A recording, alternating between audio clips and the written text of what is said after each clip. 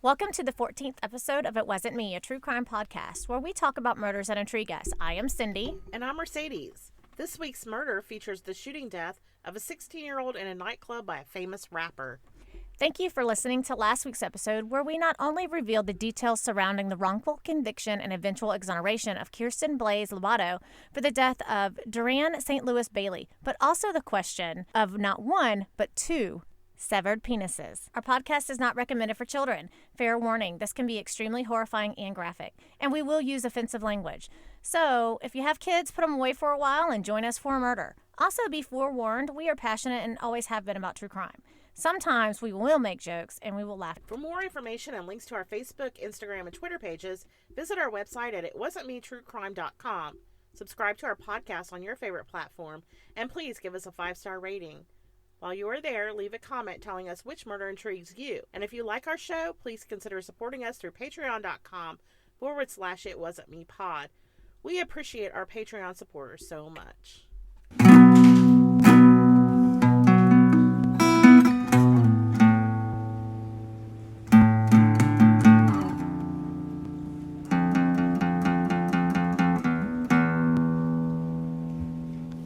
All right, hey Mercedes, how you doing? I'm fantastic. How are you? I'm doing well, thank you very much. Hey, your nose looks fantastic. Thank you. So, have you posted any pics of your nose on our website yet? I have not posted a new picture on our website, but I did update my Twitter, like my It Wasn't Me Cindy personal Twitter. So it's Cindy IWM Okay. is my profile with It Wasn't Me. I mean, then there's a It Wasn't Me Twitter as well. Okay, I'm totally confused, but Yeah, that's okay. yeah. That's okay. So I did update a picture, but it is a Snapchat picture, and it is also black and white. Okay, but it does look fantastic. So Thank what you. I would love to see, maybe you can blog about it, blog about it and Yes. show our fans. Yes. And Mercedes recently published our first blog, aside from the introduction of the blog, and it is concerning schizophrenia and some of our previous cases. And it's very short. So if you don't have a lot of time, it's a quick, easy little read. So check it out. Yes, please. All right. So I'm going to today talk to you. First off, what'd you do this week? I'm sorry. What did I do this week? Oh my gosh. Well, I went to, you know what I did last night? What? With my husband? What? Well, we actually watched, we did a Netflix binge last night, and I watched Don't Fuck with Cats. Yes. Oh my God. If I'm ever missing, call Body Moving and get her on the case. Okay, I will. And John Green, right? Yes, and John Green. Oh my God. Wasn't that fucked up? That dude is psychotic. How had I had never heard of this guy? For some reason, I have heard of him somewhere. Like maybe one of those, like 2020 or Dateline or one of those. Maybe, Not yeah. sure, but just the sickness of this person. Okay, I have an issue with his mother. Oh my God, She is in denial. And did you see that picture they kept putting up of her and him, like her and Luca? Like she looks like Like his older girlfriend? yes, but skeletal. Oh, she's very, very skinny. Yeah. Very, very skinny. And, what intrigued me the most about that, I mean, honestly, like when it all came together at the end, I'm like, holy shit. Like the Basic Instinct and all those crazy movies. I mean, because that's I remember when Basic Instinct came out. A lot of people watching this are like, what the fuck is Basic Instinct? And then the Manny character who happened to be, I'm like, are they reaching here to connect all of this, or is it really connected? But that dude was fucked up. Yeah, check it out if you haven't already. Yes, Netflix, Don't Fuck with Cats. Yeah. Woo.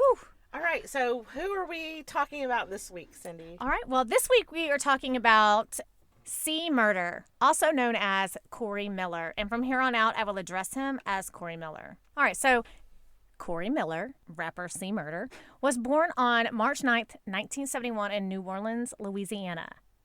Corey was previously married to a Dion Miller as well, and they have 3 daughters. Actually, I watched an interview earlier, and they were divorced just a few months prior to all of this taking place. All right, so Corey, like I said, is the father of 3. And he is the brother to fellow rappers Master P and Silk the Shocker, as well as another brother and sister.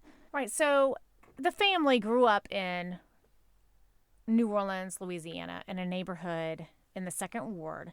The neighborhood was the B.W. Cooper Housing Project Development, also known as the Calilope or the Calio projects. Now, I did a little research on that neighborhood, and we'll get into that. But the Calio, it was named that until, oh gosh, I forget. It was later in life. It was named the B.W. Cooper Housing Development for someone who was very active in that neighborhood. Okay. All right. So I do need to know, and I bring this up for a reason. Okay. So this housing project of New Orleans gained notoriety for its extremely high violent crime rates and was known to be the most violent housing projects in the United States.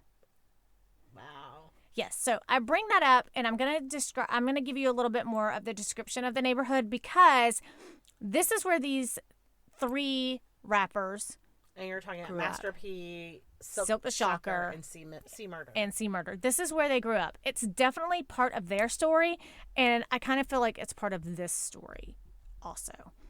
So going forward, the Calilope or Calilope projects. Since the early 1980s, rival drug dealing street gangs have operated in and around this area, spawning what law enforcement community in New Orleans called a seemingly nonstop cycle of retaliatory violence. According to the New Orleans PD, the violence escalated into an all-time high during the early 1990s after a drug kingpin, Sam Scully Clay, was gunned down in the Calilope in the Calliope, 1987. The drug trade spiraled out of control in what some law enforcement officials call a seemingly nonstop battle over the drug trade in this area. From 1993 to 2004, 88 people have been killed in this neighborhood. Holy cow, 88 people. Yes. In 1994, this housing project was the bloodiest housing project in uptown New Orleans and the United States. The drug trade and subsequent violence from it were two of the primary reasons New Orleans was nicknamed Murder Capital of the United States. Wow. Yeah. So what does that even mean? A year-end title given to the city in the United States with the highest per capita murder or homicide rate. Murders for every 1,000 people. I mean, I was kind of blown away by that. Like, That's a tough place to grow up. That's a tough fucking place to grow up. You know what? My kid would not have gone outside. No. Okay? And I actually brought it up to my husband. I said, okay, so we know it was a housing project. So people who live in housing projects they don't have the funds to just get up and move. Either they've lived there their entire lives, their moms lived there, their grandparents lived there.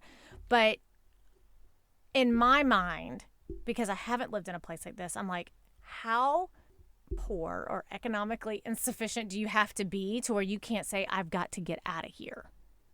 I mean, I can't imagine was it just everyday life? It was what they knew? Or was it that they just couldn't get up and move because they just didn't have the money to do so? And I think that it's definitely that for a lot of people. Poverty, it's a cycle that you can't get out of.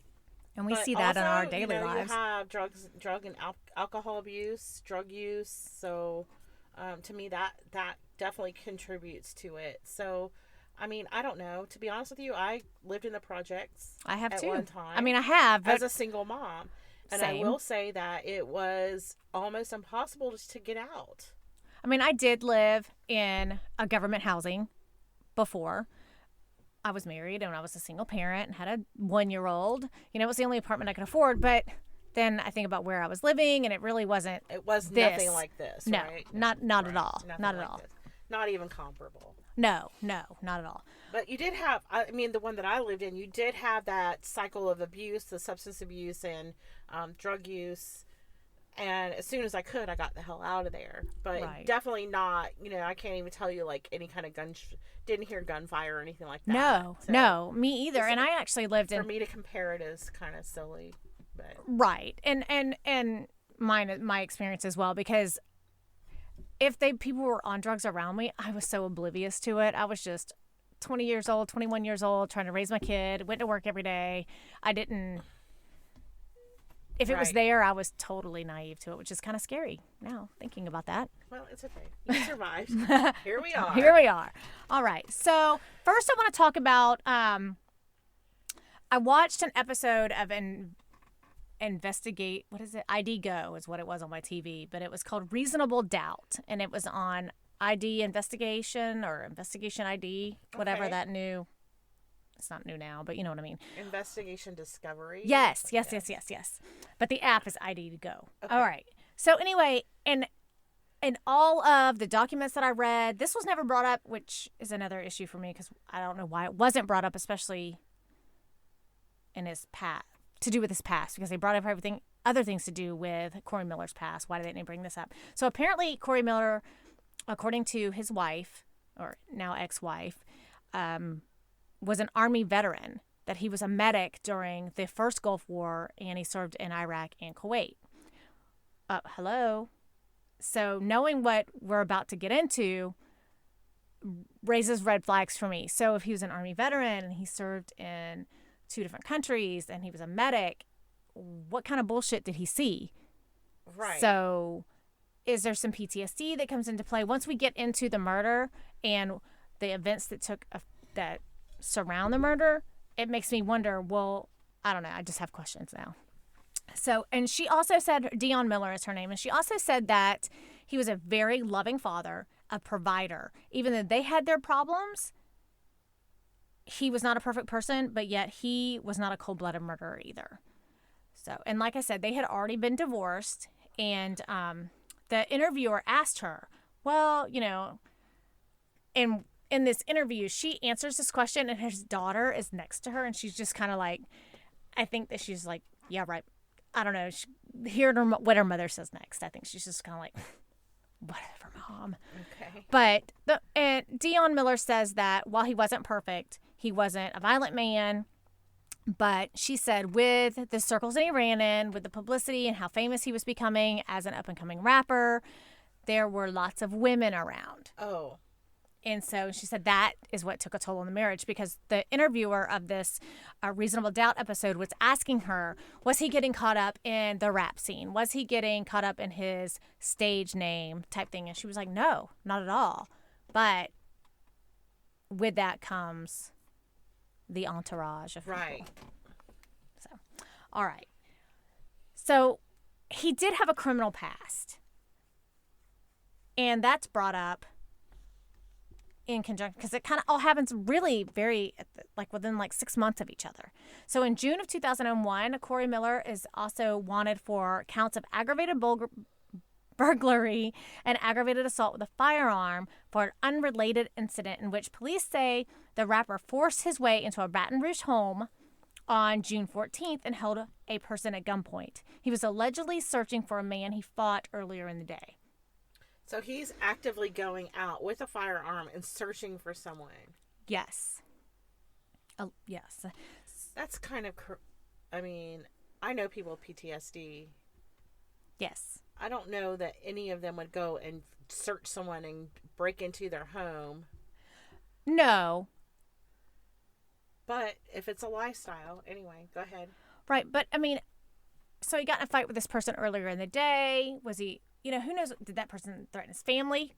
I mean, I have all these questions because we know people with PTSD, and we know that if somebody was threatening them. But PTSD aside from that, this is, like you said earlier, the NOPD, mentioned that it was retaliatory. It was a retaliatory atmosphere. Yes. So if someone said something or did something to one of his buddies, he's obligated to go and take care of that and seek retribution. Right, because that's just... He's a product. That's the way. They are assuming he is a product of his environment. Right. Okay. All right. So that was June 2001. August 2001, he fired at a club owner of Club Rags just before midnight on a Tuesday after the owner and the doorman refused to let Corey in without searching him. So they were searching people, and he didn't want to be searched, so they said, well, then you can't come in. So the gun malfunctioned at the first shot, but Miller fixed it and then fired it into the floor. After a third shot malfunctioned, he fled in a sports utility vehicle. He turned himself in and posted bail and was out awaiting trial. I want to point out the dates. Yes. Because if he was an Army veteran and he hadn't been out of the Army very long. Well, even just a couple of years. In 2001, if he was born in 71, he was 30 in 2001. Mm-hmm. I don't know when Kuwait was. I'm not sure when that first Kuwait. I mean, it'd probably been 10 years, maybe. Okay. Depending on when, because like I said, there's not any information because I tried to search his veteran information. So no one and none of his attorneys or anything are pulling the PTSD nope. argument. Okay. Nope. I didn't even see it. And we are speculating. Okay. Yes. And I read the appeal, all 50-something pages of it, and nothing in there said anything about him being a veteran or trying to. Now, if this happened today, that would be the first thing they said. Right. All right. So that was August 2001, January 2002. So, see, August, September, October, November, December, 4 months later. Yes. Corey was arrested and charged with first-degree murder and fraud in connection with the shooting of a 16-year-old Steve Thomas. So, what happened? Why was he arrested? All right, so during the early morning hours of January 12th, 2002, a Jefferson Parish Sheriff's deputy was patrolling the area when he received a call concerning a shooting at the Platinum Club in Harvey, Louisiana. Upon arrival, the deputy observed a rather large crowd of 75 to 150 people that had exited the club in a very hectic state. That's a very wide number. I mean, I'm thinking if you see 75 people or you see 150 people. Well, that's double. So I think he cast a very wide opinion there on how many people might have been outside. So as the deputy made his way into the club, he was able to see that there were still about 100 to 200 people inside the building. At this time, he was able to also see that Steve Thomas, 16-year-old, was lying on his back and suffered from a gunshot wound. The deputy attempted to speak with Steve, but he was unable to communicate, and it is at this time that he requested medical assistance.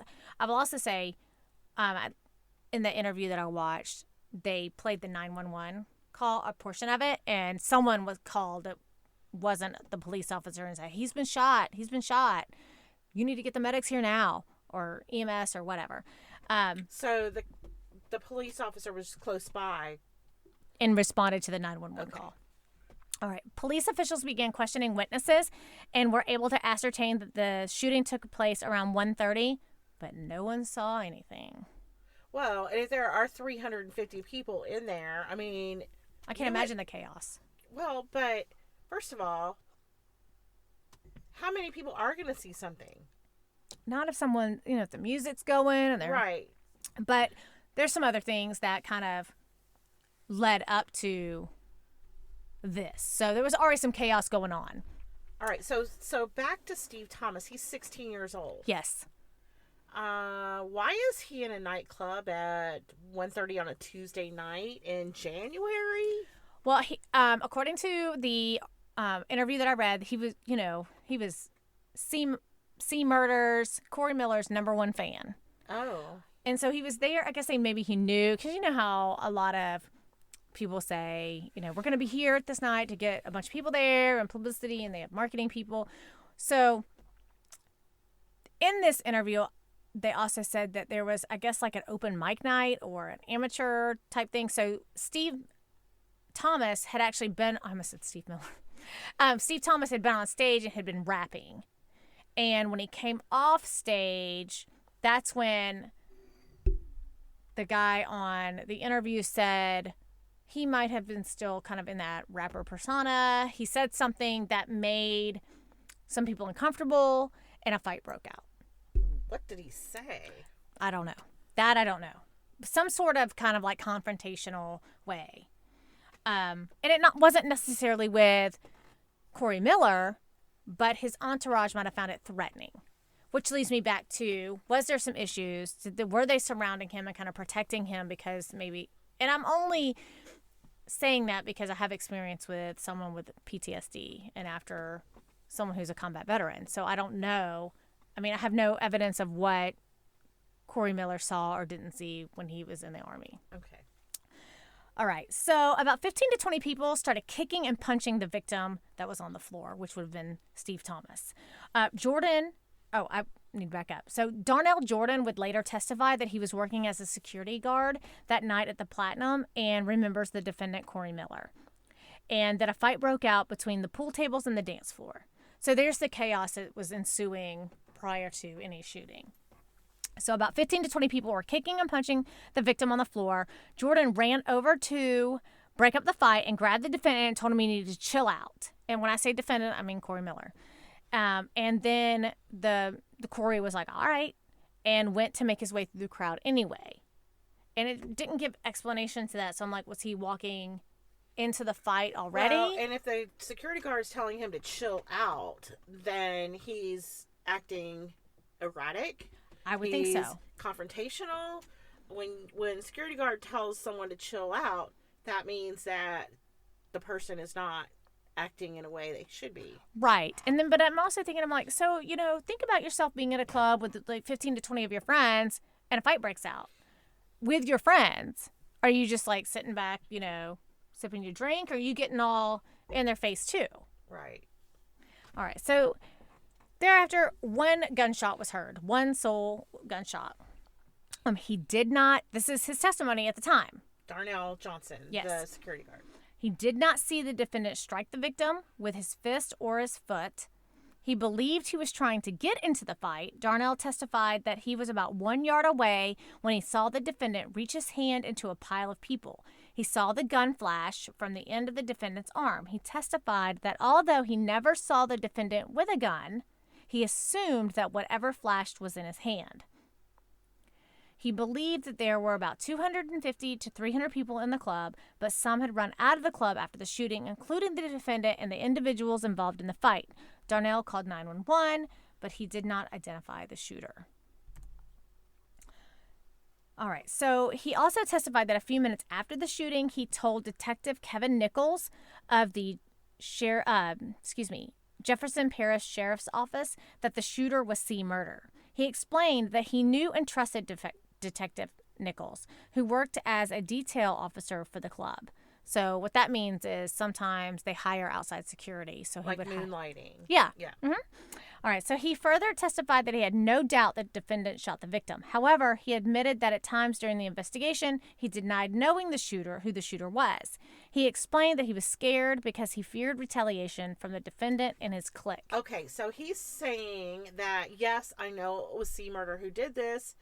However, I'm not going to speak that out loud because I could get shot. Essentially, yes. That's what he's claiming. Which raises more questions because why would you think that?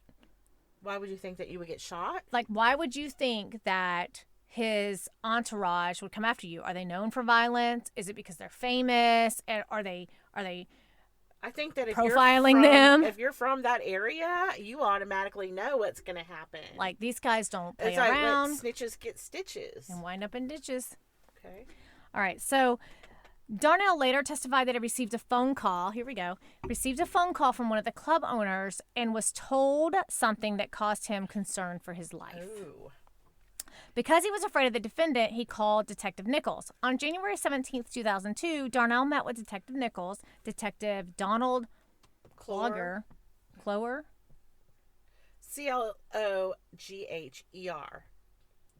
Clower is how I would say it, but... Mm-hmm. Yeah.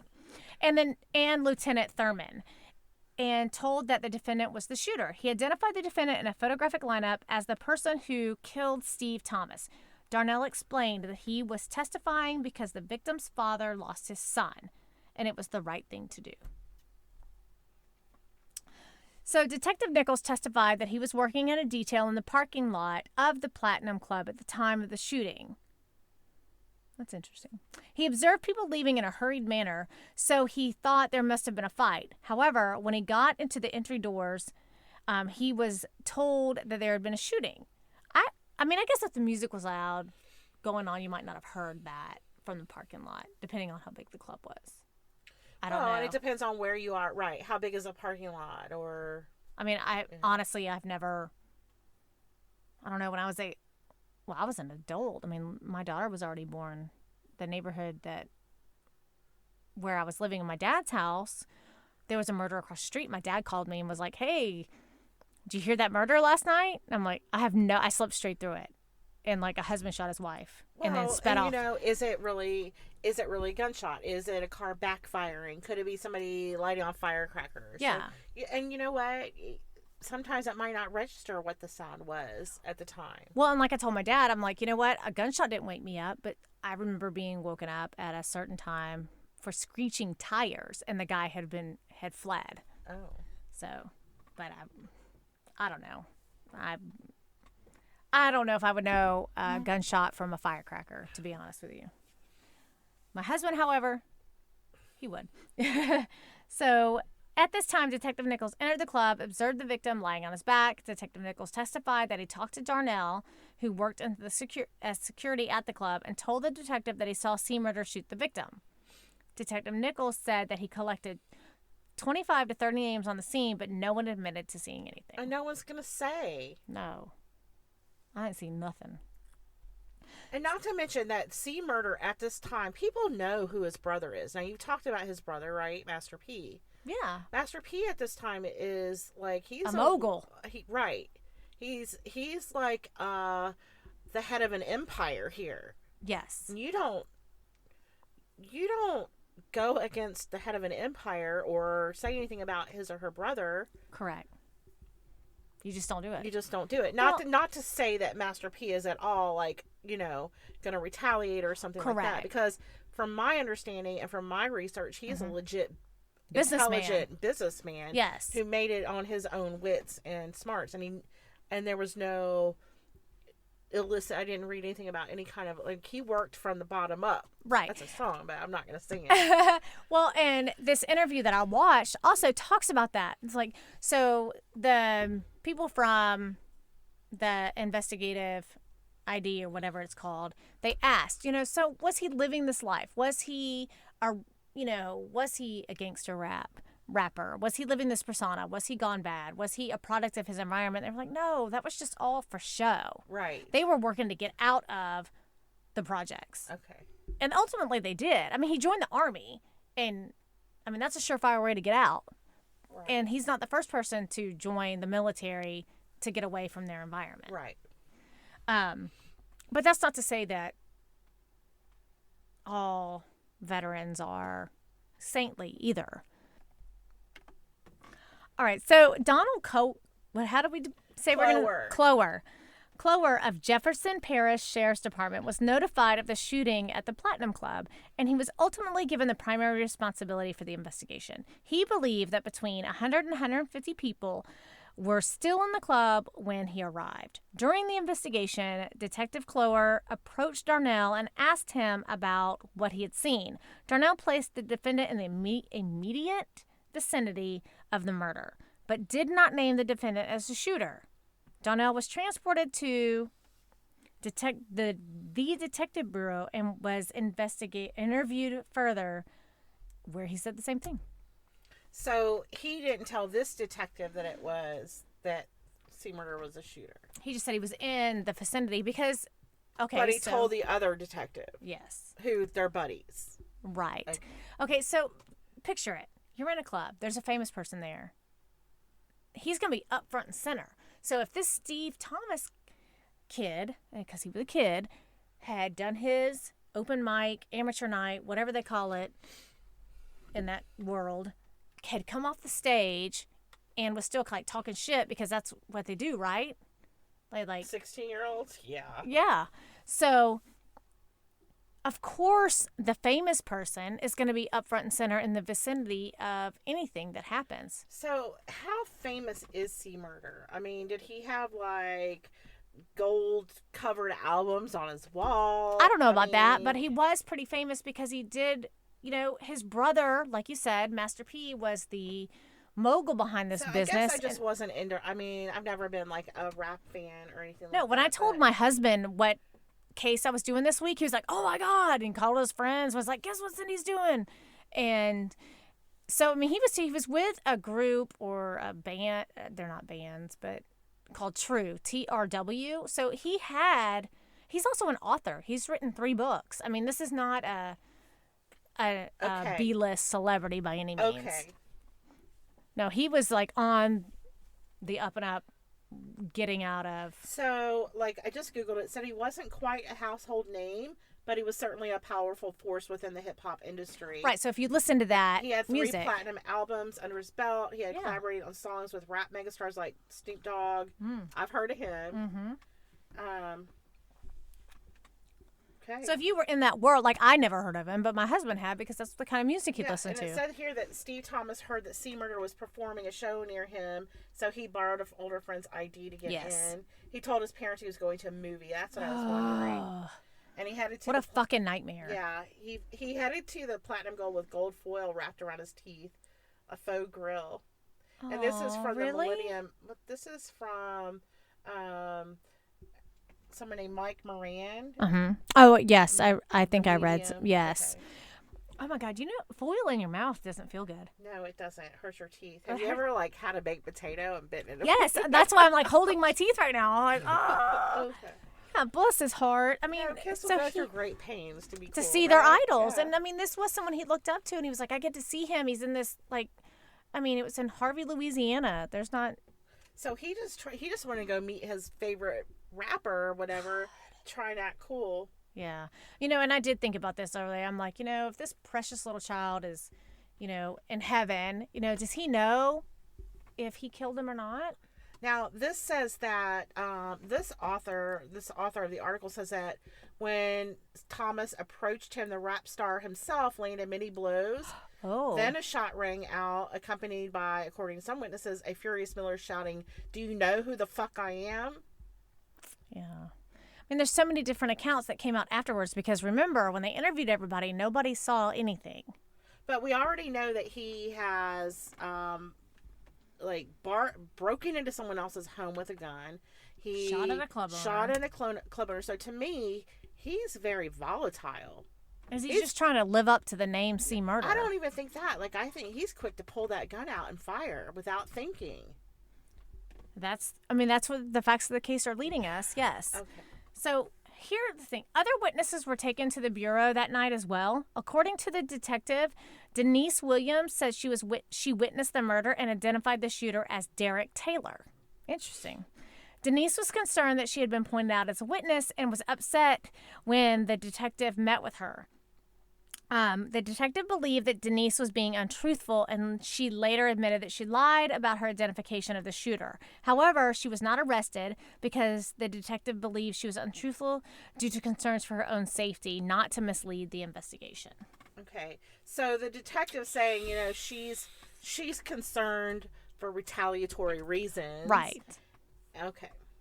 But we're going to get into a little bit more where it gets kind of crazy. So this same Detective Kohler, testified on January 17th, 2002. He took a statement from Darnell, and that Darnell identified the defendant as the shooter in the photographic lineup, the shooter being the defendant, who is Corey Miller. An arrest warrant was obtained on January 18th, 2002, and the defendant was arrested. So Corey Miller was read his rights, agreed to make a statement, but was not willing to give a recorded statement. He admitted that he was in the Platinum Club and stated that at the time of the incident, he was speaking with the DJ. Defendant told Detective Kohler that he had heard the gunshot and was immediately pushed out of the club by an unknown individual. The defendant asked the detective about the investigation, the level of cooperation the police received from witnesses, and who identified the shooter.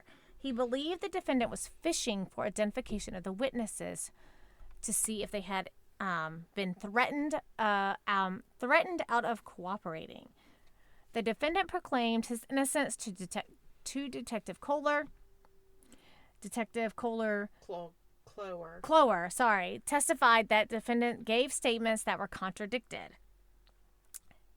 On numerous occasions throughout the investigation, Detective Clower did not feel the defendant was cooperating and felt the defendant was lying. So, all right. Anyway, but I'm just okay. Let me interrupt you. Yeah, go. Darnell Johnson.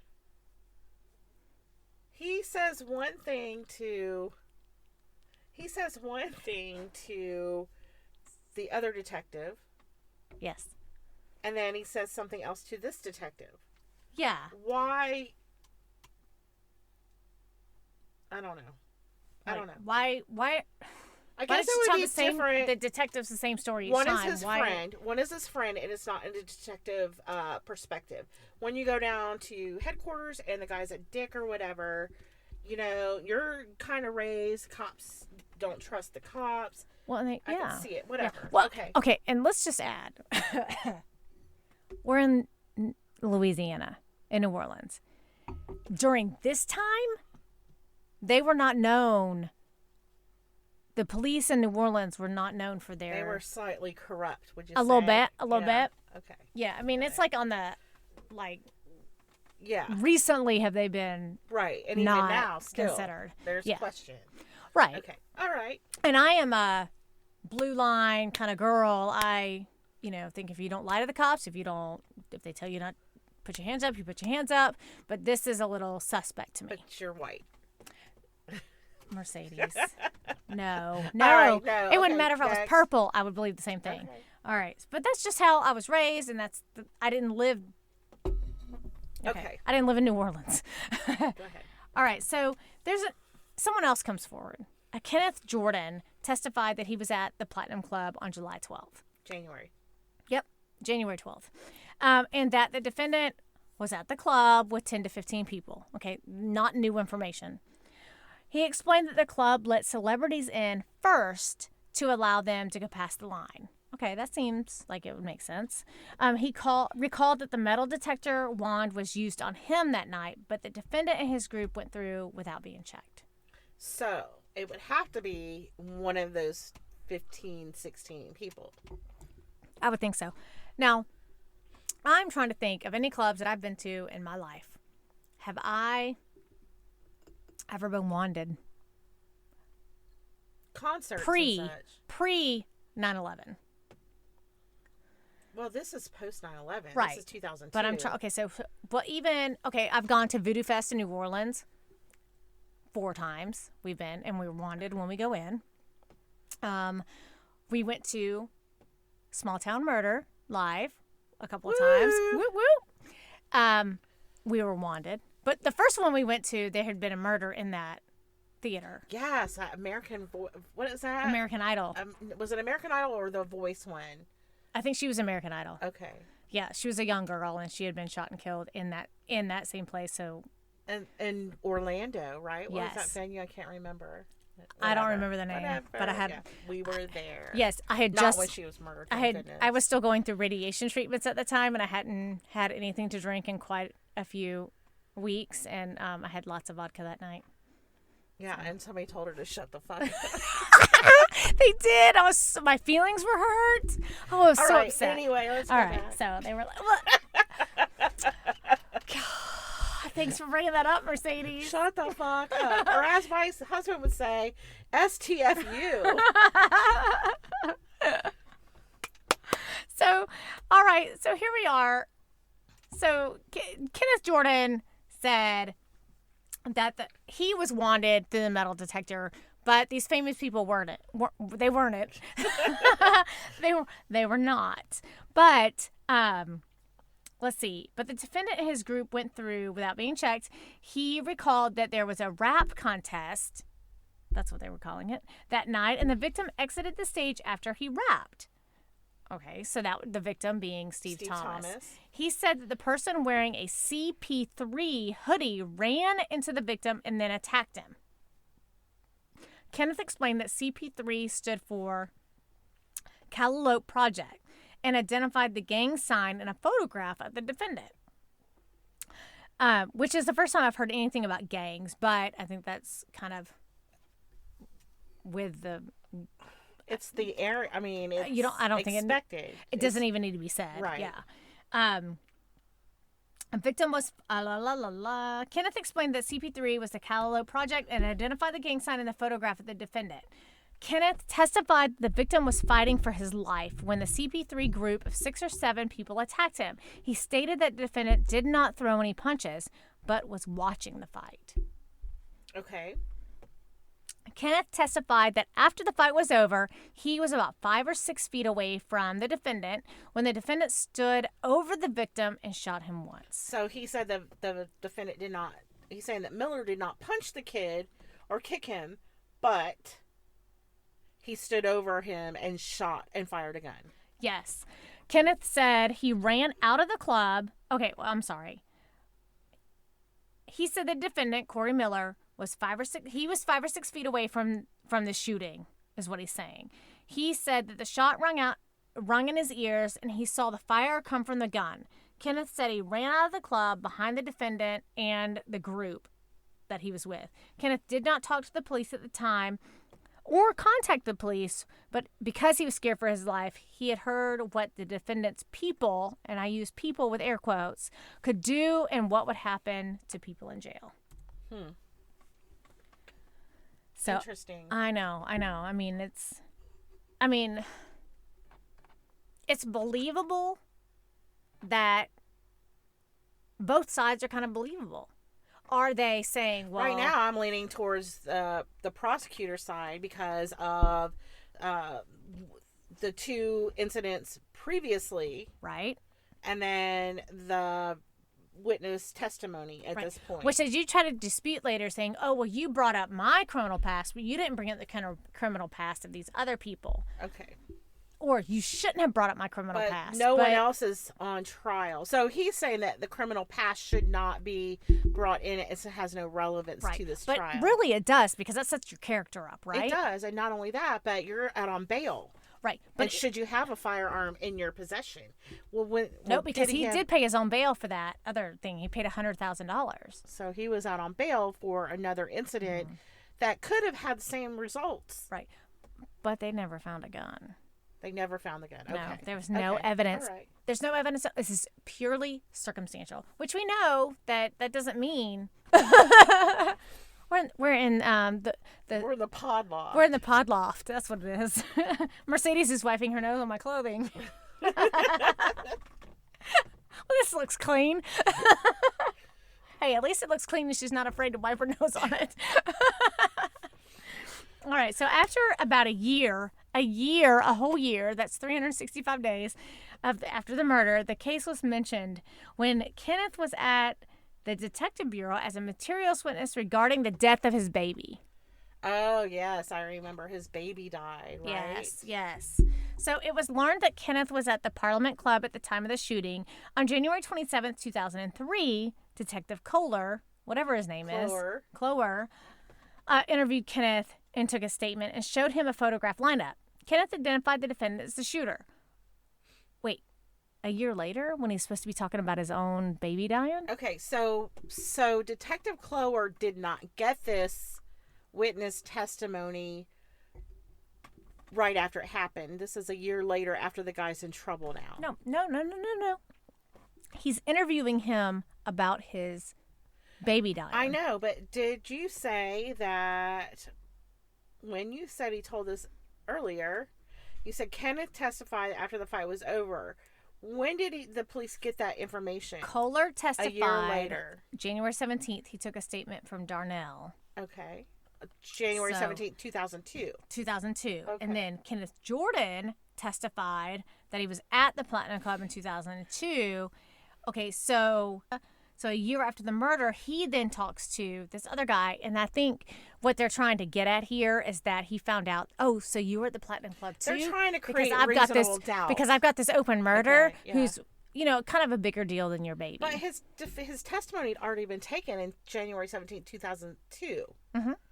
So, but Kohler wasn't privy to the, apparently. Well, then what's happening with his police work? It does leave a loop in there for the defense to come in, because... Or maybe they were asking questions that led them to be like, oh, so you were there too? Oh, you didn't come to the police, though. But they should have already known that. But he didn't go to the police. He just went home. Oh, okay. He explained, okay, so let's see. On January 27th, 2003, which is literally a year later, Detective Clower interviewed Kenneth, took a statement, and showed him a photograph lineup. Kenneth identified the defendant as the shooter. He explained that at that point he wanted to tell the truth because he knew how it felt to lose a child. Kenneth identified the defendant in court and testified that he was positive that the defendant shot Steve Thomas. The victim's father, George Thomas, testified that the victim liked rap music and had posters all over his room of different rappers, mostly of Miller's brothers, Master P, C Murder, and Silk, the Shocker. That's so sad. I know it is. I know. So the victim wanted to be a rapper. His father did not know his son was going to the Platinum Club, but instead believed he had gone to the movie. However, around 1 a.m. when he received a call from a bouncer at the Platinum Club who said his son had been shot. So if he had a fake ID, but they knew who he was. So this probably wasn't his first time going there. Or maybe one of his friends, gave that information. Yeah. I mean, we don't know. At least no, and so I'm not knocking out. him for Listen, being there. I was believe it or not, a pretty wild 16-year-old. Ruh-roh. So, no, I was not. You can't blame the parents for stuff like this because no. He wanted to go see his. I mean, when I was in, who's to say that we wouldn't have done the same thing? To go see someone that we wanted to see that was in our hometown. They're right there.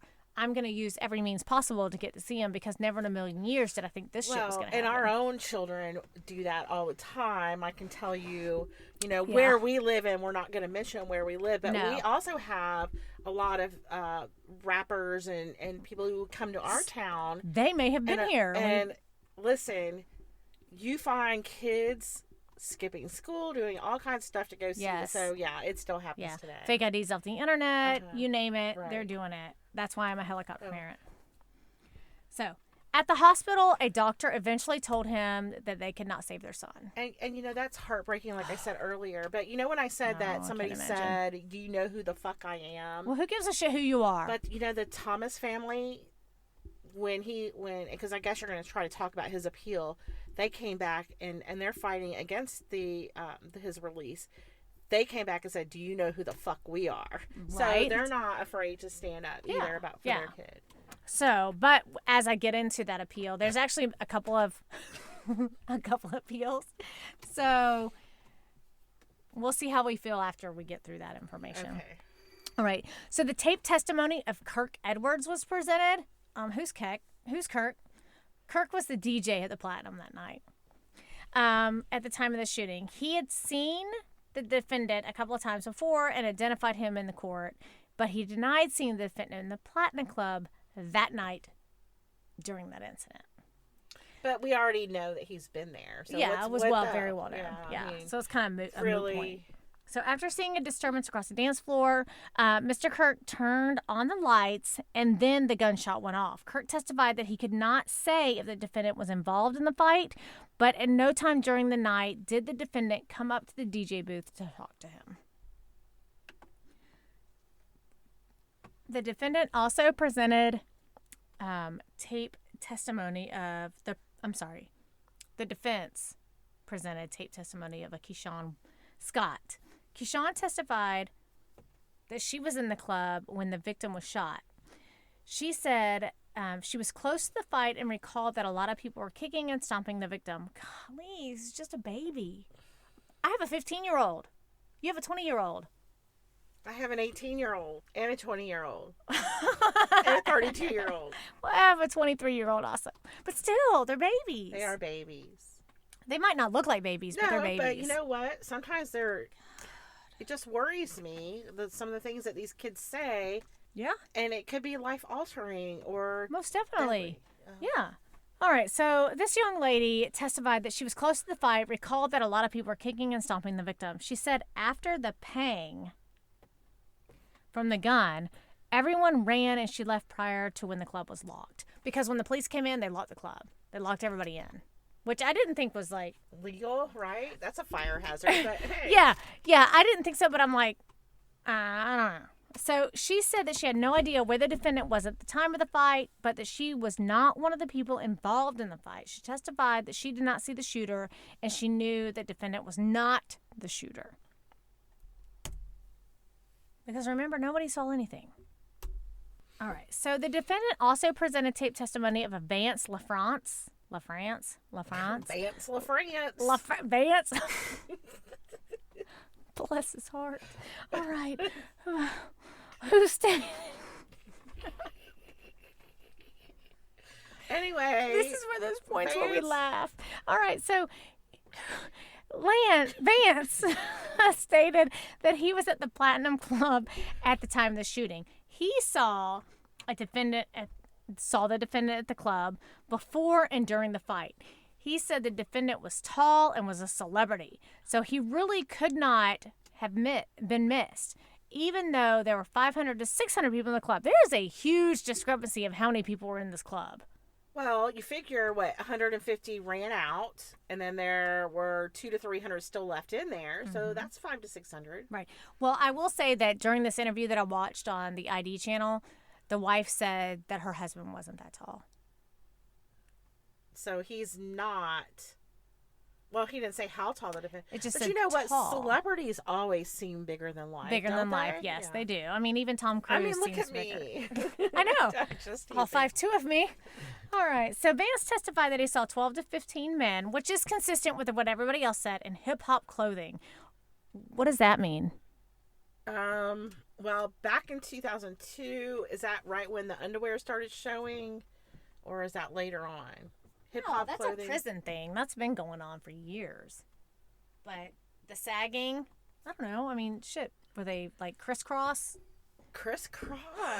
Now that's like the early 90s. Yeah. Okay, I don't know. Hip-hop clothing and then... Cheers. Sure, yeah. I don't know what Talk. hip-hop clothing consists of. I would like a All right, better explanation of that. Whatever. It doesn't matter. But Vance is testifying that he sees these men in hip-hop clothing, but how many other people in the club are wearing hip-hop clothing? All of them. So... all of them. That to me is okay. All of them. Right? All of them. They're all there. They all like the same music. So right? they're probably all, So, yeah. I mean, I'm not going to go out and say 500 to 600 people were wearing hip-hop clothing, but I would say that it's probably more than 12 to 15. Yes. So they were punching and stomping one man on the dance floor, which, we've He's said not even that. a man. No, 16-year-old he's a is child. not considered a man. Ugh. He said the men did not have CP3 clothing on their clothing. So that's contradicting what the barman said. So he said he did not recognize the people fighting, but he knew the defendant was not fighting. Vance also said he heard the gunshots when they were fired, but did not see who fired it. After the shot was fired, people rushed out of the club because they were probably freaking the fuck out. I would have been too.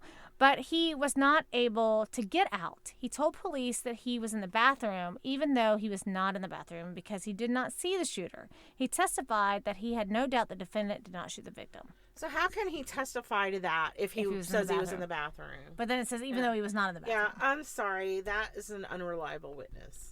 Well, there's quite a few of them.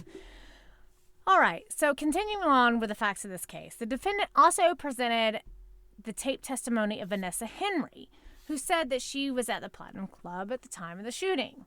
All right, why would you be submitting any tape conversation testimony with anyone who wasn't there? All right, so she knew the defendant. He was at the club that night. She testified the victim had got into a fight with a group a couple of feet away from her. When the fighting started, she backed up and the defendant was right behind her. The defendant grabbed her by the waist to move her to the side, and that is when the shot rang out.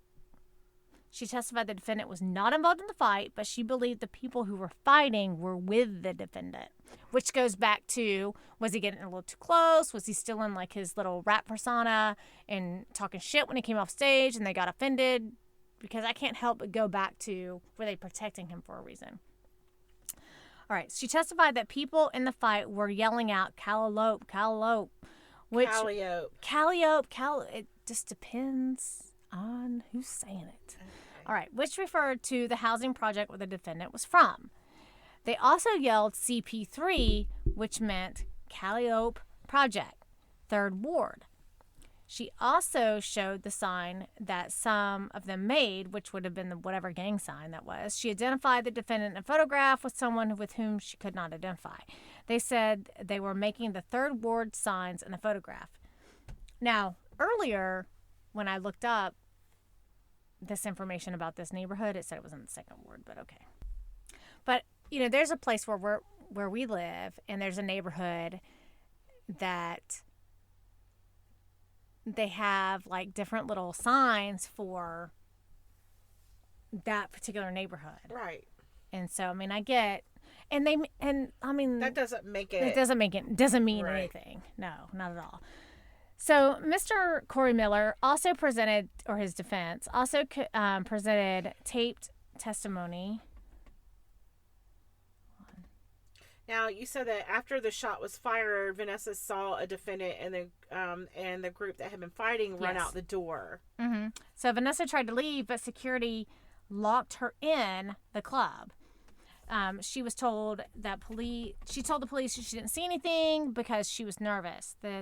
She testified that she had no doubt the defendant did not shoot the victim. Okay, so again, another example of, you know what? If you're a witness to a crime, or you can say something at that time, then you should say it. Because if you come back at a later date and say, oh, well, I told the police this because I was nervous, I'm not going to believe you. Nope, not at all. As a jury, I am not going to believe you. No. I'm going to think maybe somebody in Corey Miller's family or entourage went by your house and say, hey, listen, you were at the club, here's $50 or whatever. I mean, I'm not saying that happened, but I just kind of feel like... But if she was locked in... my hair's everywhere. If she was locked into the club, then to me, my adrenaline would be going. I would just be like, this is what happened. Right. I wouldn't be thinking of all this shit to make up. But, we don't know exactly what the atmosphere was like. If you're not going to say anything because you don't want to you're afraid of retaliation, then you don't say anything. But you don't come back later and say, oh, well, I didn't tell the police because I was afraid of retaliation. Right. Well, are you not afraid of retaliation now? Right. Well, no, because now she's saying something else. It just, to me, it's an unreliable witness. Yes. As a jury, I would not believe that. Yes. Yeah.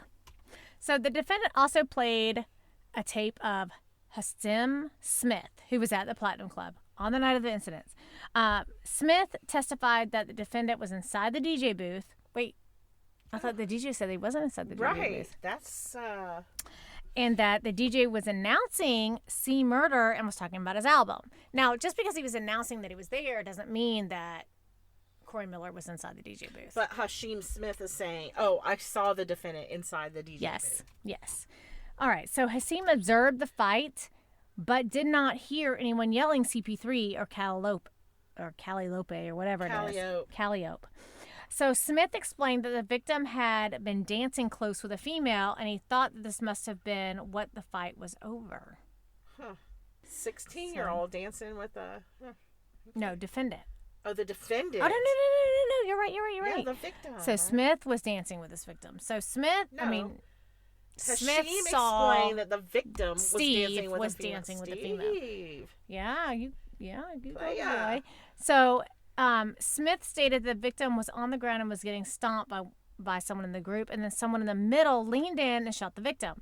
Smith did not see the shooter's face, but he did see the shooter's profile, and he was 100% certain that the defendant was not the shooter.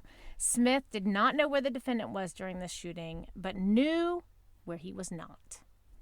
So I put in a little timeline here also, kind of to go through a little bit of everything else before we get into more of the court documents, more of what goes on. So September 2003, Miller was convicted of the 2002 beating and fatal shooting of Steve Thomas at the Platinum Club, which is now closed. Miller was arrested in the early morning hours of January 19th for causing a disturbance at the House of Blues in New Orleans. He was indicted on February 28th, 2002. However, Judge Martha Sassone granted a new trial based on claims the prosecutors improperly held criminal background information of 3 of their witnesses. They improperly withheld criminal background information. Yes. Okay. While awaiting retrial, Miller was placed under house arrest. Sassone allowed Miller to promote his new, yet-to-be titled CD and novel, Death Around the Corner, while under house arrest, but ruled that a gag order pertaining to the case would remain in effect. And I think that's the one that we talked about, how the parents were under a gag order. The terms of the house arrest require Sassoon's permission for all visitors, including reporters. On March 2007, Judge Sassoon granted Miller's request to work on his music on a per-request basis, but denied his request for a 7 a.m. to 9 p.m. curfew. Sassoon's rulings in the case became an issue in her failed 2008 bid for re-election. So she's up for re-election as a judge, and the people in the area are like, what the fuck are you doing? Just because he's famous doesn't mean that he's special. Why are you giving him these? Well, I imagine that she probably granted other people work release. I mean, that's kind of common for judges to do for anyone, right? His work is just different from most people's. I mean, there are work release. I remember is this Robert a long Downey story? Robert Downey Jr. Robert Downey Jr. The judge allowed for him, because he was like a freaking heroin addict, and they would allow him to go out when he would get in trouble to do fucking movies, and he's high on heroin the whole time. But all right. So on May 27th, 2009, Miller pleaded no contest to 2 counts of attempt of second-degree murder. These charges stem from the 2001 incident in Baton Rouge in which Miller fired 1 shot, after which it jammed in a semi-automatic pistol at the owner. This is at the Club Rags. Club Rags, which happened in August before Steve Thomas was killed. Yes. Yes. All right. So Miller was sentenced to 10 years with credit for time served. An actual surveillance video of the incident was posted on YouTube. So that actually happened. So we also have evidence that he does have a violent past. Has a violent tendency where he's going to fire his gun at the slightest provocation. Yes. Yes. Because I'm sorry, but I don't take it as an offense. Sometimes it is highly inconvenient to get searched and all that. Yeah. But there's reason for it. It's for my safety, and you're a celebrity. It's for your safety, safety, too, because there's been plenty of celebrities who have been murdered by crazy fans. Orlando. Yeah. All right. So on August 5th, 2009, the murder trial begins. The father of the victim spoke of his son being a huge fan of C Murder before the incident. A bouncer had also testified against Miller, claiming to have witnessed every moment of the shooting. He claimed fear of repercussions for his testimony. Prosecutors also charged C Murder associates with threatening many other witnesses from this case. So, witness tampering. Yes. And I think that might be where the fraud comes in, because he was originally charged with fraud also. On August 10th, 2009, the jury reported being deadlocked. Okay, so wait a second.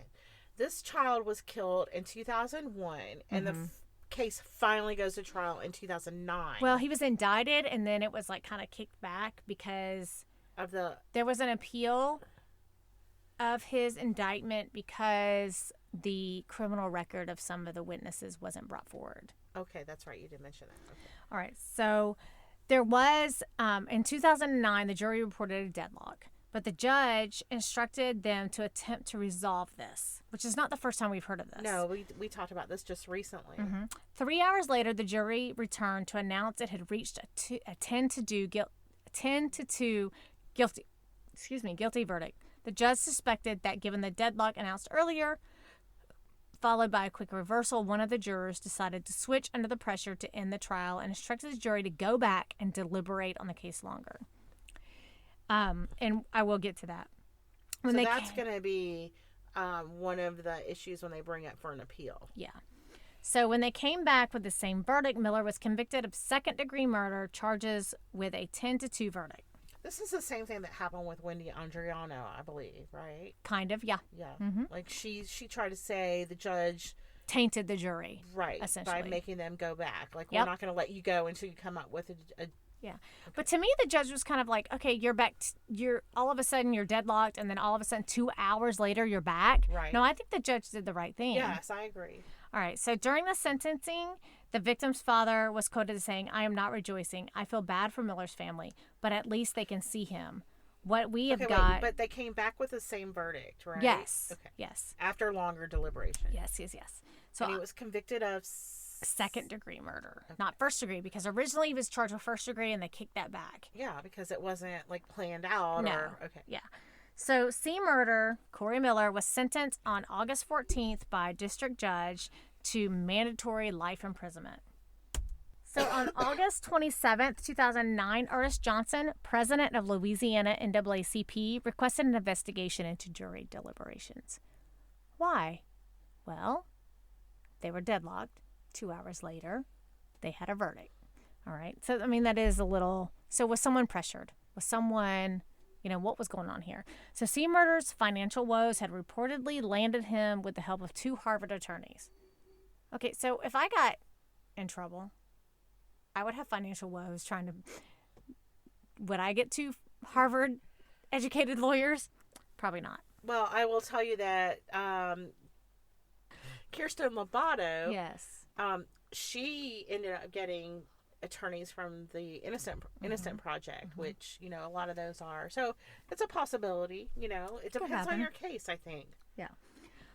Well, C. Murder's, Corey Miller's financial woes have reportedly landed him with the help of 2 Harvard attorneys because he did exhaust his money supply at this point trying to defend himself.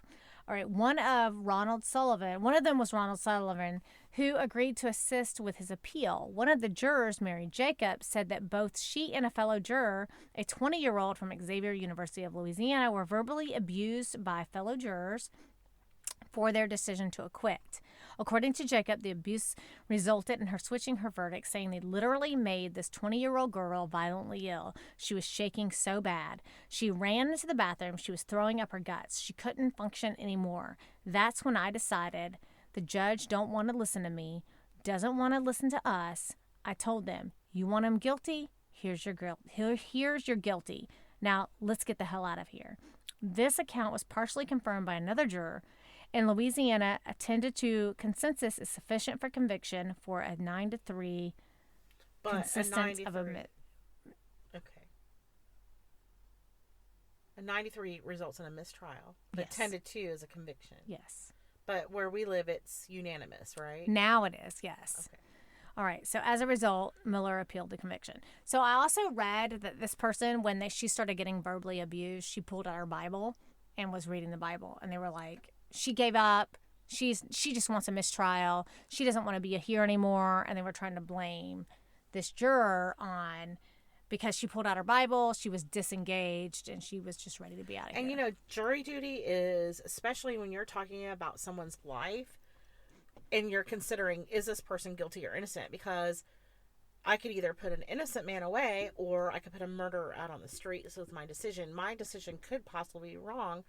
And to have that additional pressure with 11 other people, Yep. I mean, that's traumatic. I would think so. It is traumatic. No, and I mean, granted, I watched this TV show called Bull on cable, and it's about a jury scientist. And actually...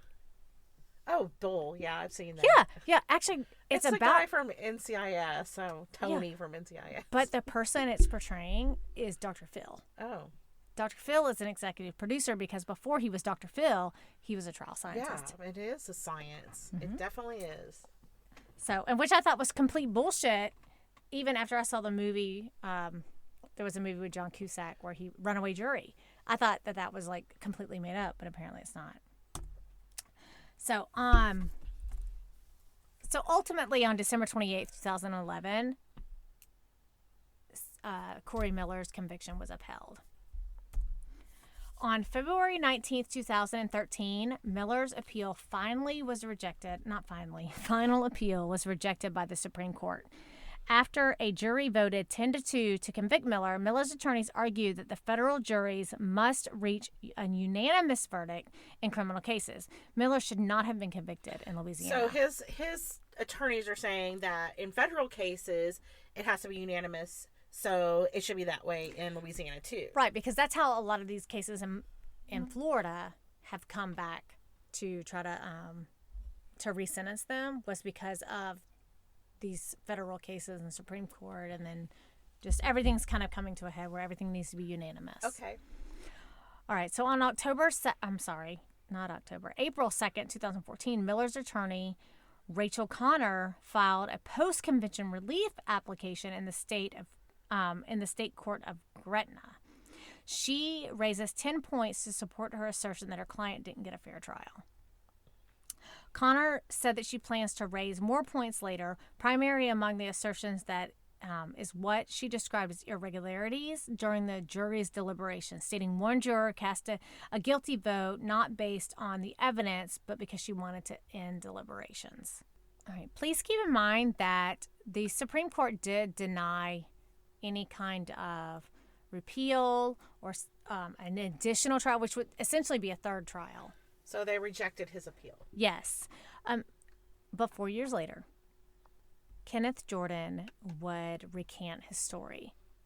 As a key witness in Miller's 2009 trial, he recanted his testimony, claiming he was pressured by the detectives to testify against Miller, or he would himself face a 10-year prison sentence for unrelated criminal charges. And that was because his baby had died, correct? Yes.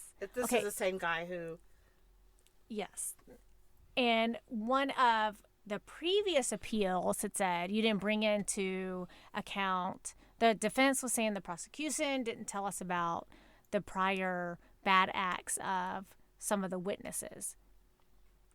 Just because you might not be a law-abiding citizen doesn't mean that you're a bad witness either. Right. I mean, I'm kind of in and out Jordan's the mother of the child is who ended up who killed the baby. So Kenneth Jordan, by the way, did not kill his own child. No, he did not. The woman did. Yes.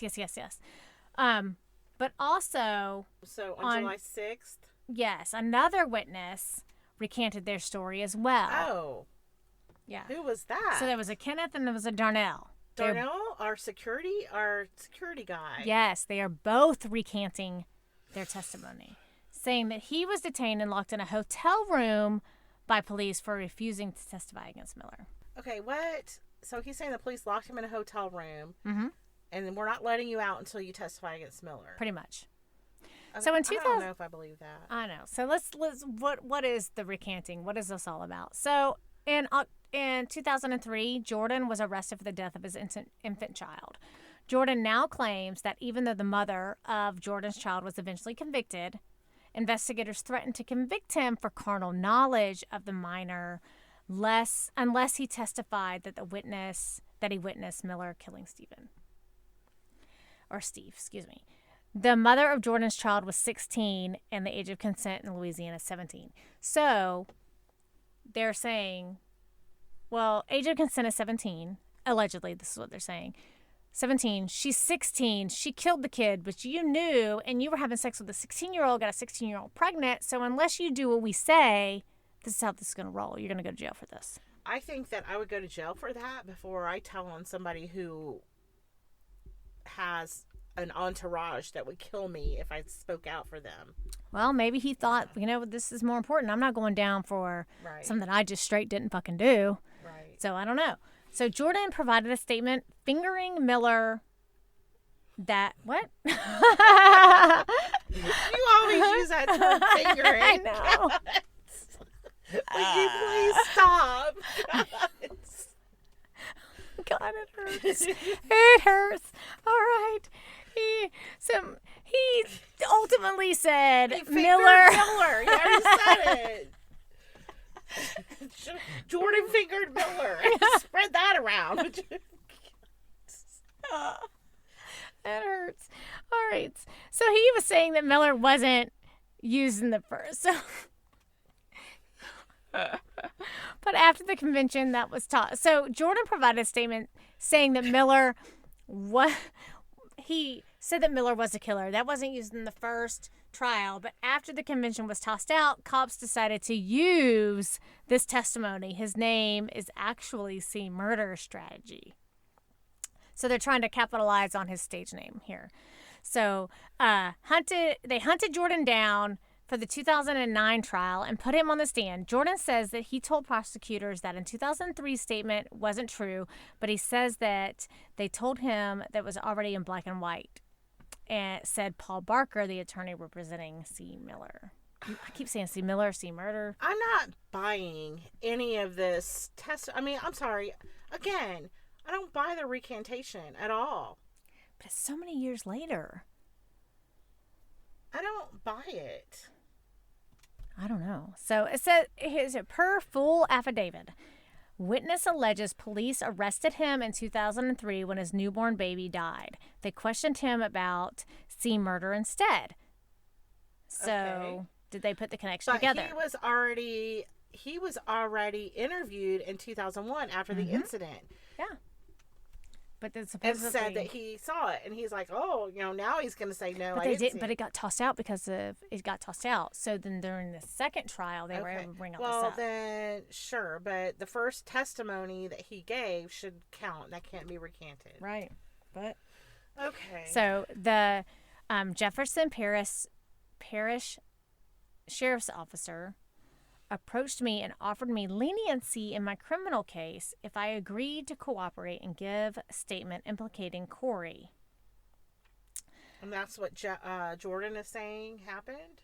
Yes. I was distraught and scared, Jordan claims in an affidavit. The JPSO officers told me that if I testified against Corey Miller, I could go home.